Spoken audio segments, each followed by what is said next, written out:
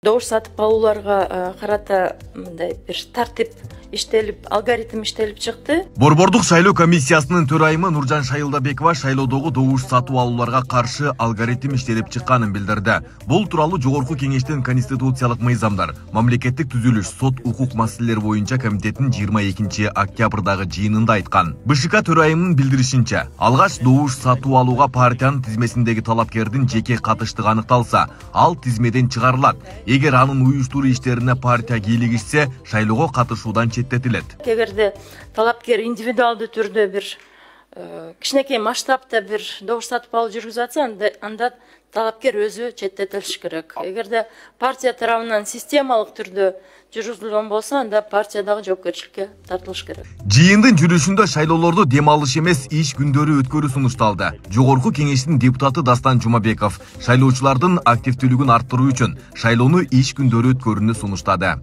Элибизде дем алыш күндөрүн өздөрүнүн мүмкүнчүлүгүнө, өздөрүнүн кызыкчылыгына пайдаланат да. План иштери менен. Бирөөлөр эс алат, бирөөлөр башка жака барат, бирөөлөр конокко кетишет.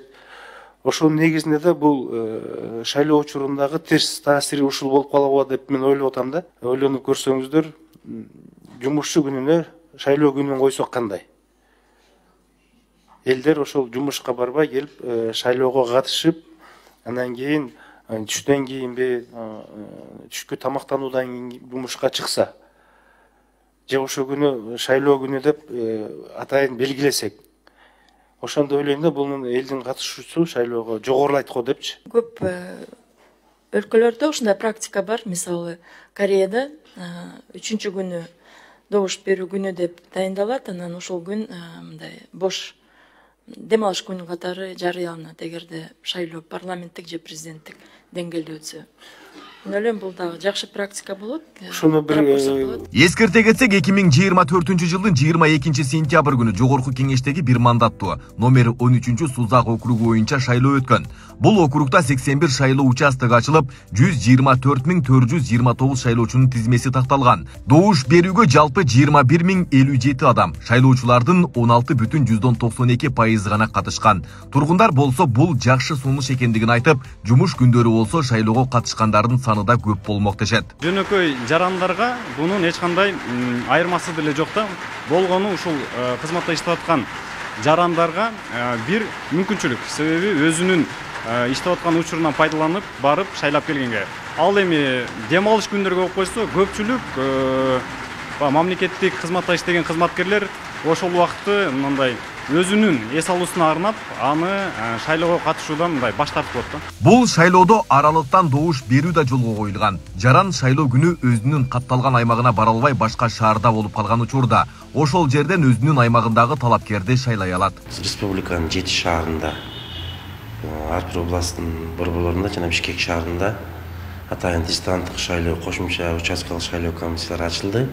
Тактап айтканда, биз бүгүнкү күндө Жалал Абад шаарында аралыктан шайлоо боюнча участкалык шайлоо комиссиясы бүгүнкү күнү Жалал Абад мамлекеттик университетинин 2 корпусунда азыркы мектеп болуп калган, ошол жерде ачылган. Ал жерде 2090 участкалык шайлоо комиссиясы жайгашкан.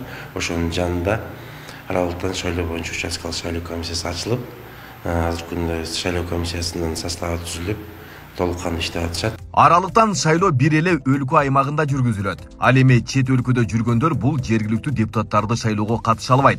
Мындан улам шайлоодо аралыктан добуш берүү уюштурулгандан соң чет өлкөдө жүргөндөрдү да катыштырса болмок деген пикирлер айтылууда. Мигранттар жөнүндө ушу жобого киргизбептир да. Мигранттар эмнегедир шайлоого катышпай кала тургандар болуп калып берилген. Ал жака участка ачпаса, через онлайн кылып туруп, алар эле шайлоого укук берип койсо болмок да. Алар да өзүнүн каалаган талапкерин шайламак, добушун бермек. Ошондо алар баягы өзүнүн граждандык укугунан толук пайдаланмакса, ушул жагы туура эмес болуп калса деп ойлойм да мен. Өлкөдө билим алып жаткан студенттердин саны 350 миңден ашык. Анын 160 миңден ашыгы Бишкек шаарында билим алышат.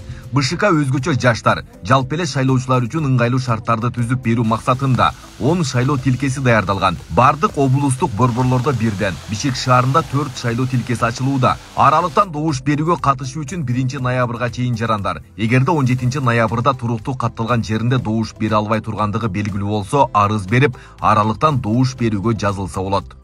Айбек Исабеков, Шерзат Эгембердиев, Регион.